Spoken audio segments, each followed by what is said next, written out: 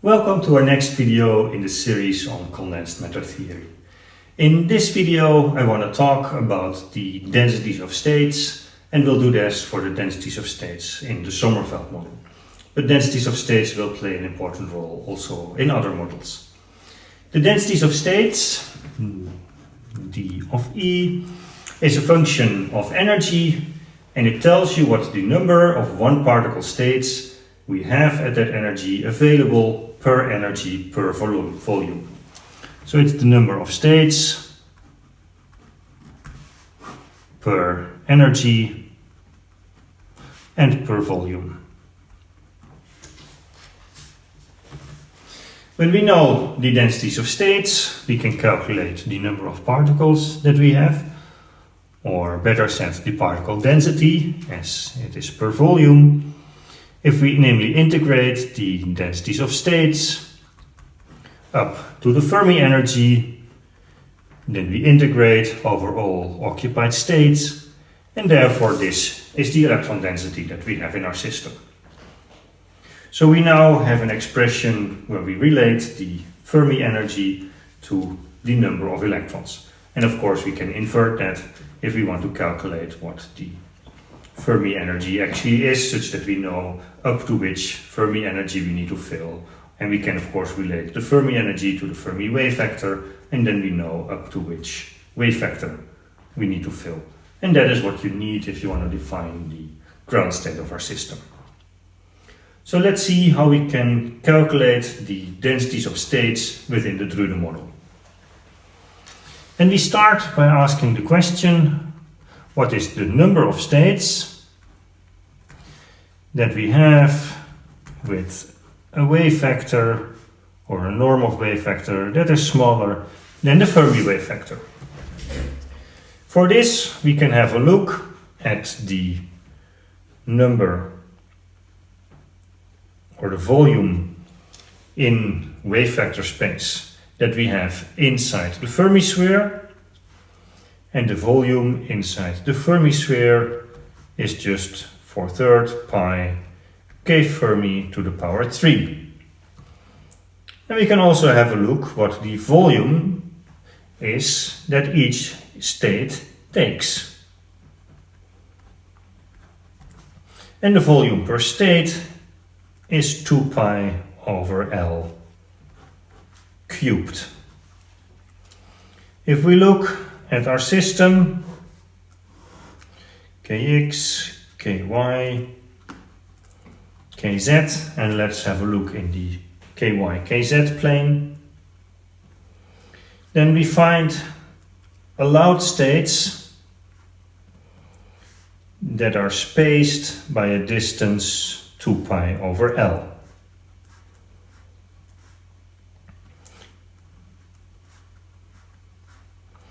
This quantization has no real physical meaning, as we can let L go to infinite, such that this distance goes to 0. But we need this to make our wave functions normalizable. We can also look at the Fermi sphere that we have.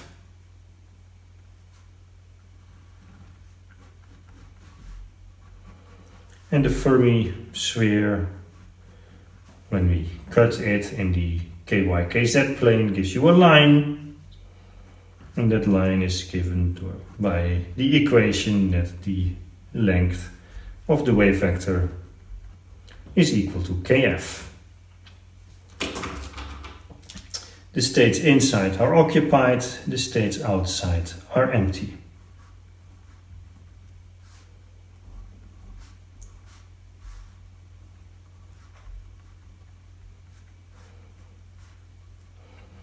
And if you want to know how much electrons you have, we just have to count the number of dots that we have inside this sphere.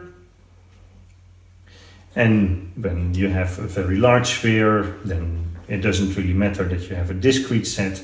We can just calculate this ratio between the occupied and unoccupied or occupied volume per state divided by the total volume that we have. So the total number of electrons is given by the total volume inside the Fermi sphere divided by the volume per state. And we have to multiply by 2 because of the spin that we have in our system.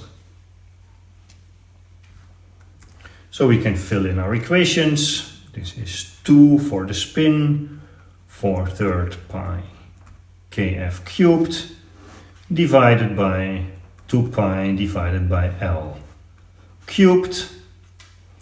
And we can now use that the energy momentum relation is h bar k squared divided by 2m, such that we can define the number of states as a function of the Fermi energy as 1 over 3 pi squared times the volume L cubed times 2m, the Fermi energy, divided by h bar squared to the power 3/2. In the end, we want to express this per volume, so we have to divide left and right by the volume. So our electron density as a function of the Fermi energy is 1 over 3 pi squared times 2m EF divided by h bar squared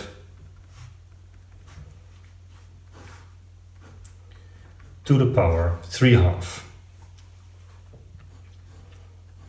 So the densities of states can now be calculated as the number of states that we have at a certain energy. So we can calculate it as the derivative of n of e dE, and that is the derivative of this function 1 over 2 pi squared 2m divided by h bar squared to the power 3/2 times the square root of the energy. So if we make a plot of the densities of states, then on the horizontal axis we have the energy, on the vertical axis the number of states per energy interval, and that is a square root function of the energy. Again, we can define the Fermi energy, and states below the Fermi energy are occupied. States above the Fermi energy are empty.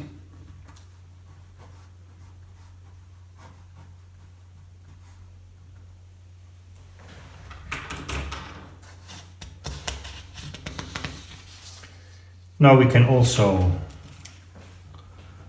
relate the Fermi energy and the Fermi wave vector to the electron density, which we need to be able to talk about the many electron wave function, because we fill all states with a wave vector smaller than the Fermi wave vector.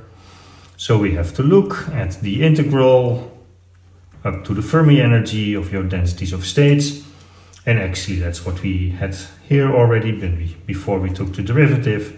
So we see that n is 1 over 3 pi squared 2m EF divided by h bar squared to the power 3/2.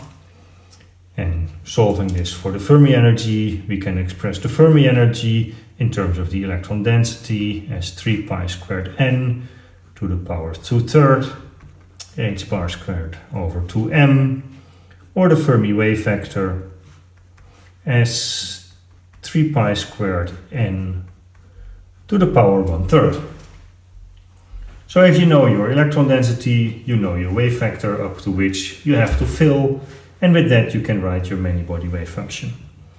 So our many-body ground state is pi k smaller than kf, a dagger k with spin up, a dagger k with spin down, acting on the vacuum, and kf is given as a function of the density as 3 pi squared times the density to the power 1/3.